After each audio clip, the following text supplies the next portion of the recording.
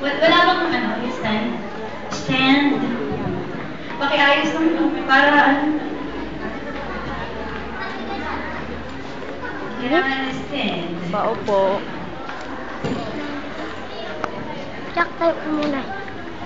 Sige pa mga kapatid, palakpakan po natin. Gaya po naman natin sa pag-awit. Wala po sanang mag-iingay samantalang sila po ay nagte-teksto. Tayo po ay sama-samang makinig ng paksa mga kapatid. Salita pa rin po ng Diyos yan kahit bata ang nagsasalita. Tandaan po natin, salita ng Diyos yan, namin po ay makikinig.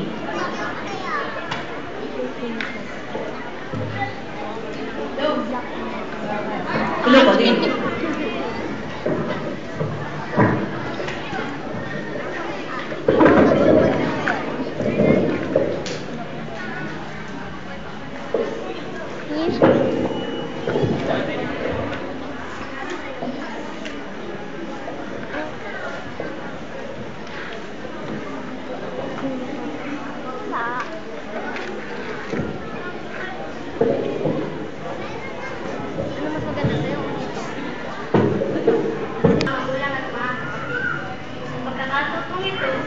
Tayo may mag-aaral ng isang paksa na binalakas po ng aming mga naral si kapatid na Elis Soriano.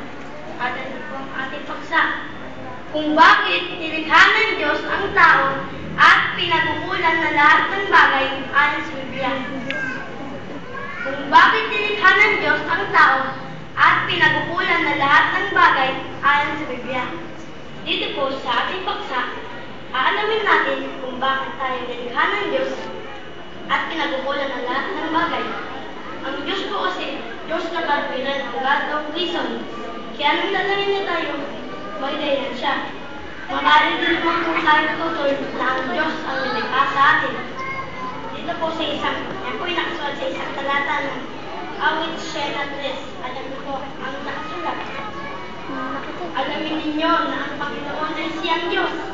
Siya ang lumalang sa atin at tayo kanya. Tayo kanyang bayan kung matupad ang kanyang pasulan. Tayo pong tao nilalang ng Diyos.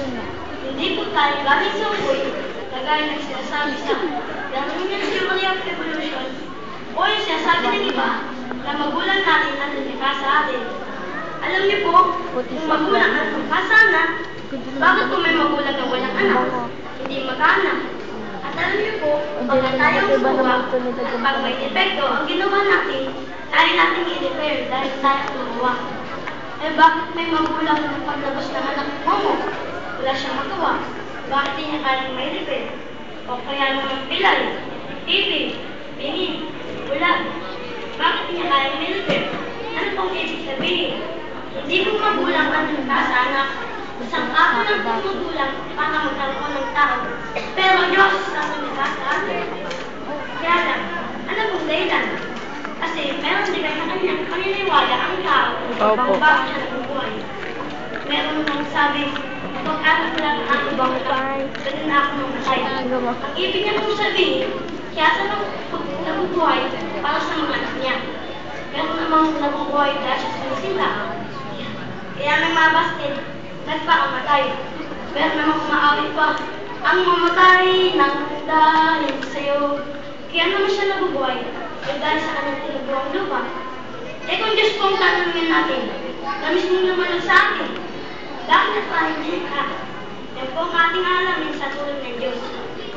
Ngayon, alamin na po tayo magluwas, alamin na po natin ang bagong dahilan ng Diyos ang pagkatapos sa atin. Ito po sa isang talata ng Efeso 2 at 10 ang ating pamabasa. Sapagkat tayo pinanggawa na nilalang ng Kristo Jesus para sa magkabuting gawa ng mga pinagdaan ng Diyos na tunay upang siya natin nakasan. Siguro kay JJ ba? Yung salitang upang nagpapakita po yung intensyon. Kaya po pala tayo nilikha ng Diyos para sa magkabuting gawa. Nung pala tayo nabubuhay, ang katunayan, tingnan niyo po ang ating pagkatao, ang ating kamay, bakit hindi kagaya sa Diyos? Hindi ka naman mahal. Nakakawala po Patanda ka naman. yung nakakapatay, eto po, kung natin nakakapatay po ba? Kakailanganin pa po nito na ibang bagay para makapatay. Halimbawa, nagmali. kutsilyo o iba pang bagay. Eh bakit po? Kasi hindi po dapat ang kamay natin sa ganung paggawa. Pero kung kamay natin, iguwa natin ng mabuti. Halimbawa, pang-alay mo sa mahina, pang-alay mo sa may sakit, pang-alay mo sa mga nangailangan. Dapat po ba? Opo, eh bakit po? Kasi doon siya nakaukol sa paggawa ng mabuti. At maging itong buo natin pagkatao, ginawa ng Diyos para sa mabuting gawa. Kaya lang, alin pa yung mabuti na saan tayo nakaukol? Na ito ay inihantangan ng Diyos na kuna pa. Lalakaran na lang po natin. Hindi po tayo mag-iibento. Alin po yun? Pakinggan niyo po dito sa isang talata na Roma 7:12. Yan po ang ating Bakit ipapasa. may ano pa tayo dito? Kaya nga, ang kautusan ay banal, at ang utos ay banal, at matuwid, at mabuti. Yung po palang utos, matuwid, mabuti. Yung po pala tayo ng utos sa kasunod sa kautusan. Kaya tingin niyo po, may alam po ba kayo kung ano masama? May naiisip po ba kayo utos na Diyos na nakakapit natin? Meron po ba? Di po ba lahat mabuti? Kaya kung tayo matay na buhay, sumunod tayo sa utos ng Diyos. Dahil yan ang dahilan kung bakit tayo nagkakit. Kaya alam, ano po ang kapunayan? Dito po sa isang talata ng Ecclesiastes 12:13. Okay, time's up.